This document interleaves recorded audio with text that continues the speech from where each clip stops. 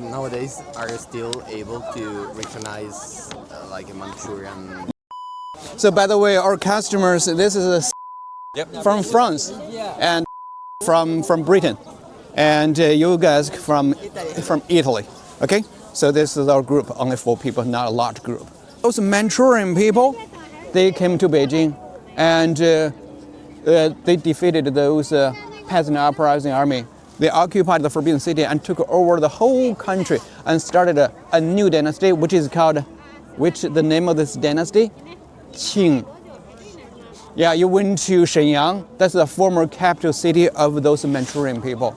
And then they left Shenyang, come to Beijing, took over the city of Beijing, and then occupied the whole country and started this dynasty. This dynasty lasted for 267 years, for 10 generations, until the last emperor, Puyi.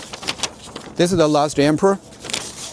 So 1 out of 26 paintings, this is the only photograph, because he is the most recent emperor. You ever seen that movie, The Last Emperor, which was actually filmed inside the Forbidden City by this Italian director in 1980s and won 9 Oscar awards in 1988.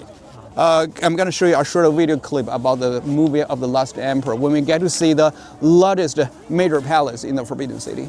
Okay, so that's the introduction about the Forbidden City, about the emperor. We need to walk to the furniture house, which stayed behind that building, get a general idea how those beautiful furniture look like, and then we'll be coming out of that gate. Where has the best angle taking pictures in this area? Any questions? So are Qing Manchurians? Yeah, that's right. Okay. Yes. So the Manchurian people with a very small population, and finally, eventually, they conquered the whole country and started their dynasty. Because they were strong, they were powerful, they were very good at fighting. On the other hand, they took the advantage of the civil war, and finally, they occupied the whole country. And nowadays, are you still able to recognize like a Manchurian? No, not anymore. We are the same now. Yeah, to mix to be possible to understand who comes from. You mean from the appearance? Yeah, physical appearance. Language, maybe? Language. But Manchurian, which is disappeared. Only a few people can speak Manchurian.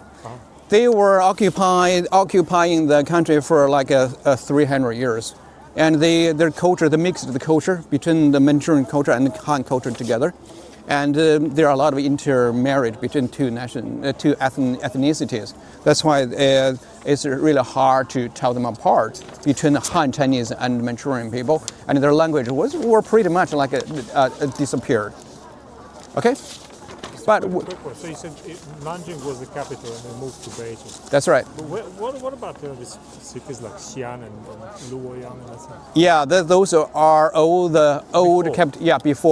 capital cities, ancient capital cities of this country. Back to the Tang, like I mentioned, Qin, Han, Jin, Sui, Tang, Song, Yuan, Ming, Qing. There are many feudalistic dynasties in China history. So most of them had set up Xi'an, other capital city, from Qin to Tang. And then later on, they moved the capital to the different places, like Nanjing, like Kaifeng. And then finally, from the Yuan dynasty, from those Mongolian people, around the time of 13th century, they start to set up Beijing as their capital city. So Beijing has been used as the capital city for 3 dynasties already, Yuan, Ming, and Qing.